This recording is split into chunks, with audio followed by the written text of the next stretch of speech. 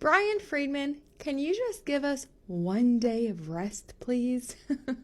The voicemail that's going to be heard around the world. We just got the voicemail leaked that Justin Baldoni left for Blake Lively. Now this comes after it's claimed that Blake really pushed to write the rooftop scene. When they allowed her to give it a pass, Justin Baldoni went to her penthouse where he was surprised by not only Ryan Reynolds but Taylor Swift, and bamboozled into loving her version of the script. Blake Lively then allegedly ghosted Justin Baldoni and the production for several days, and he sent this text message kind of like, hey, it was great. I didn't need Taylor and Ryan to tell me that, but at the end of the day, we're probably going to go, somewhere in the middle. But yeah, it was funny, good job. Thumbs up. Which sent Blake down a little bit of a spiral. And it continued. She sent about 13 paragraphs where she's going on about how she never gets credit. She's always wanted to write. She writes on everything. She writes on Ryan's stuff, and she never, ever gets credit. And Ryan and Taylor have seen this happen, and they just feel bad for her, and they want her to stand in her power. And then eventually she gets to the Khaleesi Game of Thrones reference. We're going to listen to the voicemail here in a moment. But just for Justin, as much as I hope this doesn't change your heart and doesn't change you as a person and doesn't change what you're doing, and the advocacy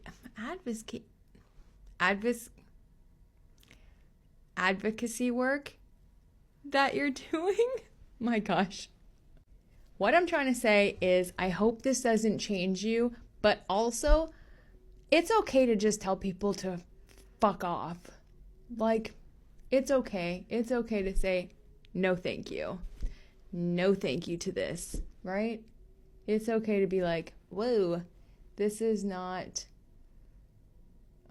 someone who's a victim, but someone who's playing a victim, using her power, threatening you, undermining you, and it's okay for you to not take the high road every single time, which is what he does here. Let's give it a listen, and then let me know your thoughts in the comments. And ladies, if y'all haven't heard Raphael speak before, you might have to hear it a couple times. Hey, Blake. It is 2 in the morning.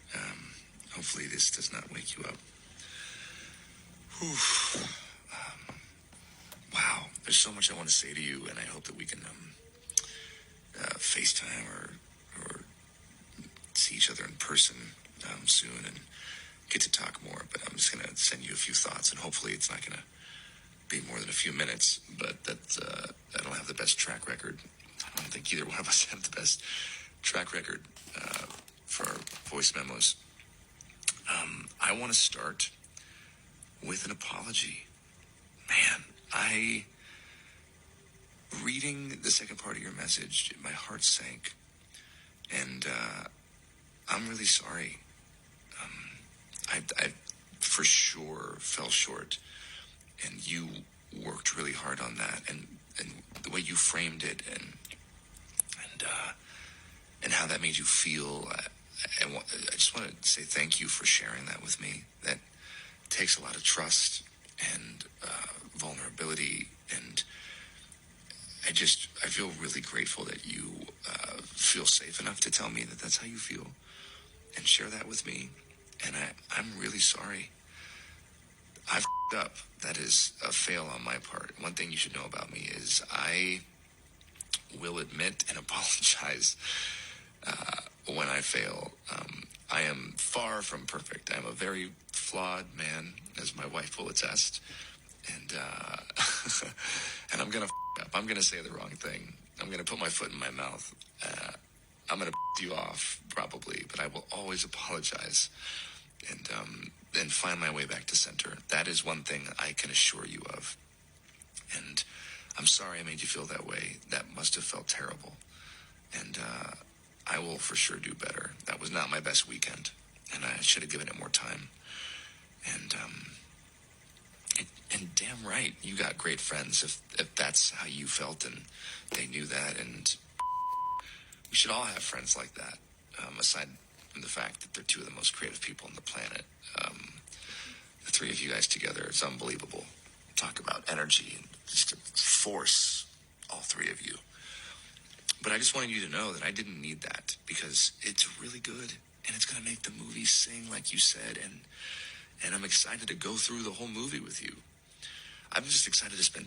It keeps getting cut off, but yeah, there it is. I mean, he even feels so bad that he cut off like her creativity, you know? And I think his response was really great. Like, when you're writing and you're the director and you're the producer of something and you spend a lot of time, of course you take in people's opinions, but you don't always necessarily use them. And it's okay to tell people like, yeah, I like your idea, but this is my vision and this is what the team has come up with. And that's okay. I think Blake's response in that 13-paragraph text message was wild. I don't think she ever treated Justin as her boss, but as maybe a friend, I guess, and also someone beneath her. Just what it seems like to me. And still he's taking the high road and apologizing and saying he's going to do better. And he's just so excited to have her. And, you know, it's really sad and heartbreaking to think that he was trying so hard to cater to her and so hard to make it work and so hard. You know, when you have to walk around on eggshells like that around people and people's egos, it's horrible. It's an awful feeling, and I think a lot of us have been there. And he's still trying. Well, the whole time they were trying to undermine him and take his movie. It's fucking heartbreaking.